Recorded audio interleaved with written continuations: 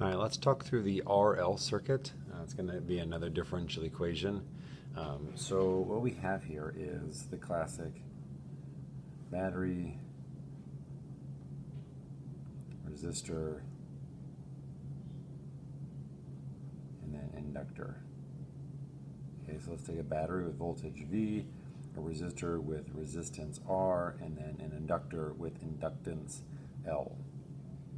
Okay, and we're going to do the loop rule. And remember the loop rule.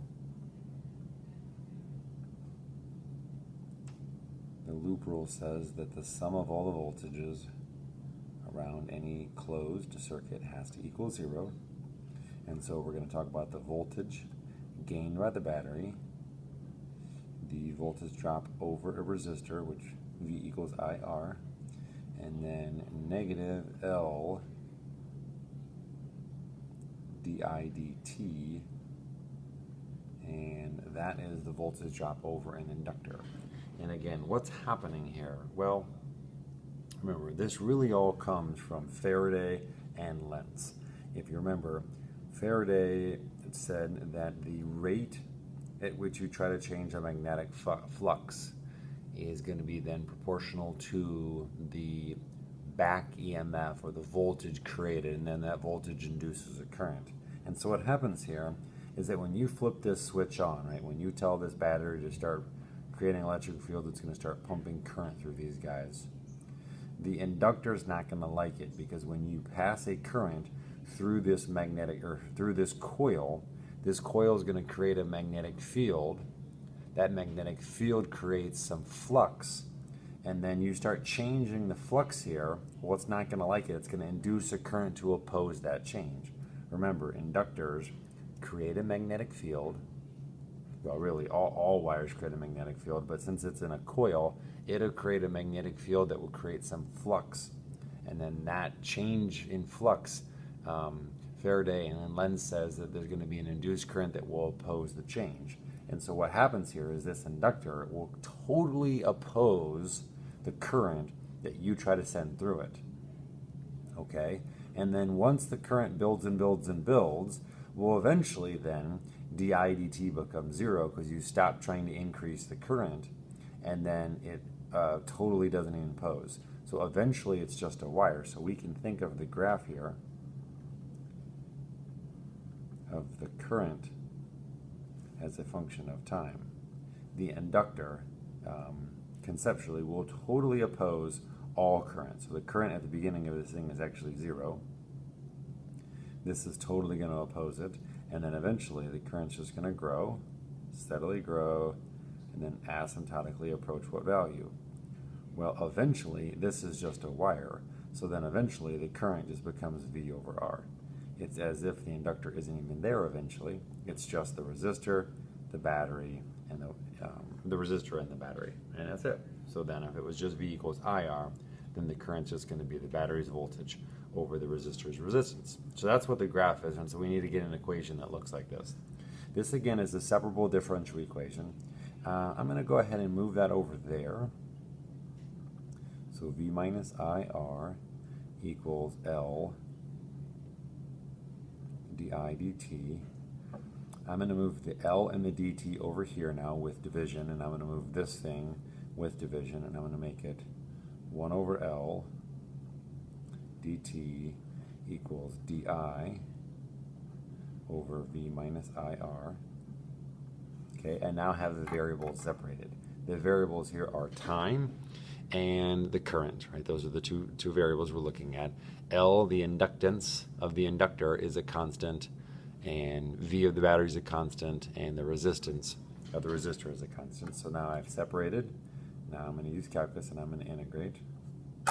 Okay, the integral of 1 over L dt is just 1 over LT plus some C, some integration constant. And over here, this is a du over a u, and you have to be careful. This is a negative Ri, so that negative R is going to create a negative 1 over R, natural log of V minus IR here.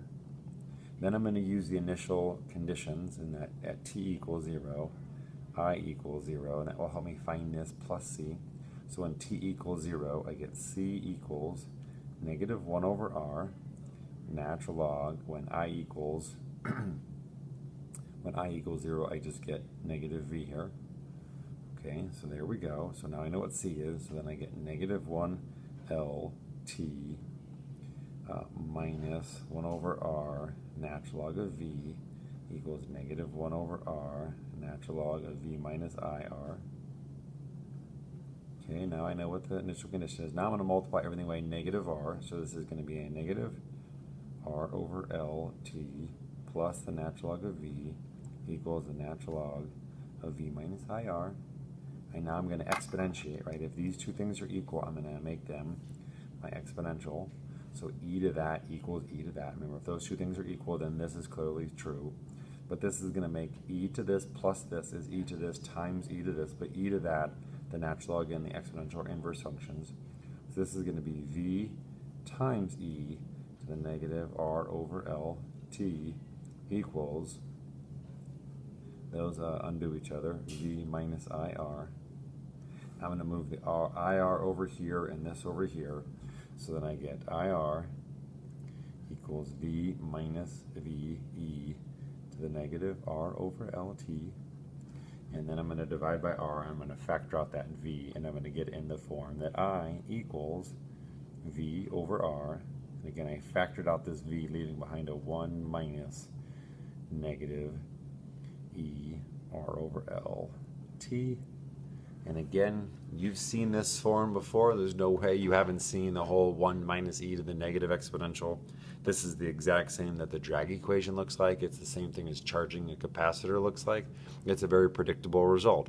We know the shape of this curve. We may not exactly have known what the exponent was. You know, in capacitors, it's like negative 1 over RC. In drag, it's like negative B over M. We did know that this had to be there. We knew that the current eventually approached V over R, so we knew that that had to be there, and we just didn't know what that is. So as far as memorizing the result, it's actually pretty easy.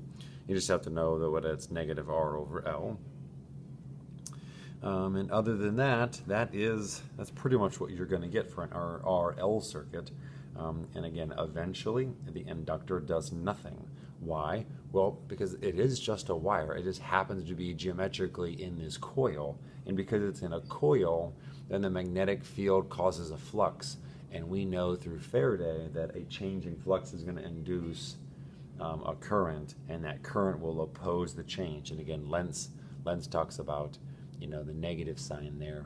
And again, I guess I could just rewrite that the EMF produced is negative d flux dt. Faraday, I think, really gets credit with saying that the magnitude of the EMF, the voltage, is going to be equal to the rate of change of the flux, and then Lenz is really talking about that negative sign. So again, if you need to, please review Faraday and Lenz's laws to kind of understand why the inductor works like it does. But really the only new thing is that I'm just telling you that the inductance is this L, and the EMF produced by this inductor is L times di dt. We know that at the beginning it totally opposes the current. It's like totally blocking this, and then eventually it doesn't do anything.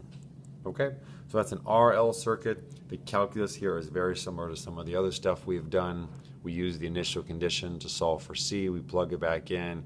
We exponentiate. We move it over, and we divide, and we factor, and we get this very predictable result of that the current is V over R times the whole 1 minus e to the negative R over LT. Okay, hopefully this helps you with RL circuits, and you can move forward.